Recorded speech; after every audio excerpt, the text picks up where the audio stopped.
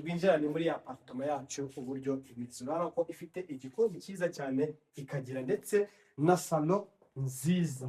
Nuvuga ngo iki ni icyumba kimwe. Ibyumba biri byo bifite intebe zigera kuri imyanya 5. Uyu ni umwanya umwe w'icyumba kimwe, ariko iyi byumba bibiri ifite imyanya 5 nziza cyane. Inzu yacu ni nziza. Reka dukomeze tugere noneho mu byumba byayo. Ni inzu nziza.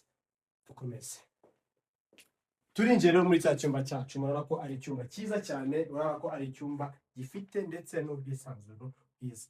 Garde-robe ndetse tukajyamo na AC, ngira ngo byose mugenda mubona ko rwose ubushyuhe butakwica uri muri iyi nzu yacu. Ni nziza ifite ubwisanzuro buhambaye. Reka dukomeze tubereke n'ibindi kuri ibijyanye n'inzu.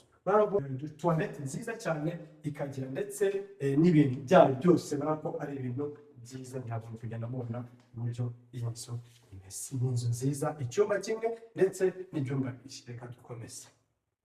Uramutse ushatse kuzamuka hejuru bimwe urira ama escalier, oya hano twaragikemura. Urabona ko dufite ascenseur izamuka neza, igahita ifungura ukazamuka hejuru y'ayandi mazu. Urabona ko ari ibintu bicaye barategura ino apartment, barayiteguye neza cyane, ndetse na kamera, umutekano hano ni 100%, ngira ngo urabona ko ari ibintu byiza cyane.